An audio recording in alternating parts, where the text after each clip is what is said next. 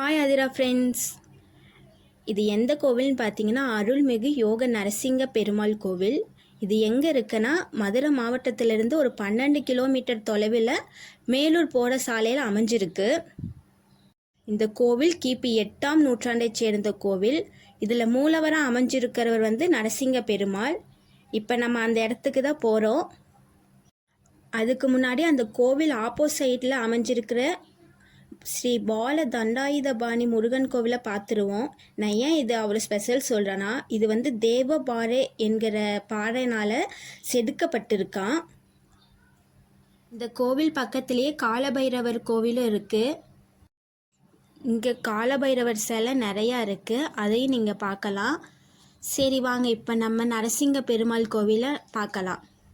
இந்த பெருமாள் கோவிலோட சிறப்புன்னு பார்த்தீங்கன்னா, இது ஒரே பாறையால் ஆனது.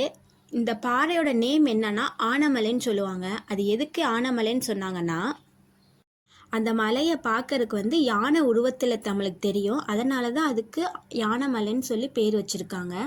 நம்ம தமிழ்நாட்டிலே ஒரே பாறையினாலான மிகப்பெரிய கோவில்னா இந்த கோவிலை சொல்லுவாங்க. இதில் என்ன அப்படி சிறப்புன்னு பார்த்தீங்கன்னா, இங்கே பெருமாள் நரசிங்க உருவத்தில் வடிவமைச்சிருப்பாங்க. அதுவும் பாறையினால தான் செதுக்கப்பட்டிருப்பாங்க. அதை சுற்றி இயற்கை சூழ்ந்த இடம் இருக்கும் நிறையா. அது மட்டும் இல்லாமல் நம்ம பிரச்சனைக்கு நம்ம தான் காரணம். அது ஏன் நான் சொல்கிறேன்னா, நம்ம பொறுமையாக இருக்க மாட்டேங்கிறோம். பொறுமையாக ஒவ்வொருத்தரும் இருந்தோம்னா இந்த மாதிரி நம்மளுக்கு பிரச்சனையே வராது, மன நிம்மதியாகவும் இருக்கலாம். நம்ம பொறுமையை இழக்கிறனால தான் நிறைய சண்டைகள் வருது. இந்த கோவில் முன்னாடியும் ஒரு பெரிய தெப்பை இருக்கும். இந்த தெப்பத்தை பார்த்தாலே எல்லா கஷ்டமும் போயிடும். அங்கே மீன் துள்ளி விளையாடுற பார்த்தாலே நமக்கே சந்தோஷம் வந்துடும். ஃபேமிலியோட சந்தோஷமாக வரலான்னா இந்த கோவிலை நான் சொல்லுவேன். ஏன்னா சுற்றியும் இயற்கையாக இருக்கும், நீங்களும் நல்லா என்ஜாய் பண்ணி பார்க்கலாம். சரி வாங்க, அது பக்கத்தில் இருக்கிற மாடர்ன் கோவிலை போய் பார்க்கலாம். இது அந்த கோவிலேருந்து 100 மீட்டர் தள்ளி தான் இருக்குது. இதில் அந்த காலத்து சிற்பங்கள்லாம் நிறையா இருக்குது. இதையும் நீங்கள் போய் பார்க்கலாம். இங்கேயும் முருகனை பாறைனாலேயே செதுக்கப்பட்டு வச்சுருப்பாங்க.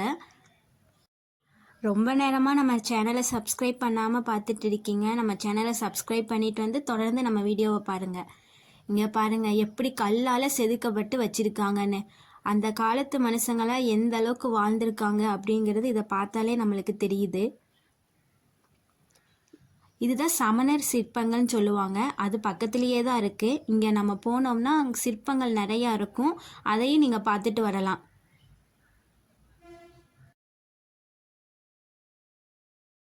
இதெல்லாம் பார்க்கும்போது நம்மளுக்கே ஒரு என்ஜாய்மெண்ட்டாக இருக்கும். நீங்களும் மிஸ் பண்ணாமல் இந்த இடத்துக்கு போங்க. இந்த மாதிரி வீடியோவை நீங்கள் தொடர்ந்து பார்க்க நம்ம சேனல் லைக் பண்ணுங்கள், ஷேர் பண்ணுங்கள், சப்ஸ்கிரைப் பண்ணிடுங்க.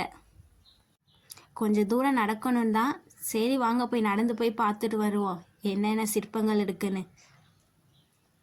இந்த மாதிரி பாறை, இந்த மாதிரி மரம், அதுக்கு இடையில போனாலே கொஞ்சம் ஜாலியாக தான் இருக்குது. எனக்கே ரொம்ப ஜாலியாக இருக்குது. எங்கடா இருக்கும்னு போய் பார்க்க இன்னும் போயிட்டே இருக்கணும் இருக்குது. நல்ல வேலை ஸ்டெப்பெல்லாம் வச்சு கம்பியெல்லாம் வச்சுருக்காங்க. பரவாயில்ல, பிரச்சனை இல்லாமல் போய்க்கலாம். சப்பா, ஒரு வழியாக அந்த இடத்துக்கு வந்தாச்சு. பாப்பா வச்சுட்டு ஏறவே முடியல. பாருங்கள் எவ்வளோ அழகாக சிற்பங்கள் செதுக்கி வச்சுருக்காங்கன்னு.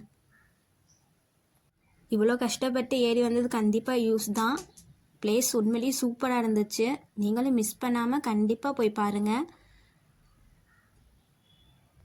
எப்படி சிற்பங்கள்லாம் செதுக்கி வச்சுருக்காங்கன்னு பாருங்களேன்.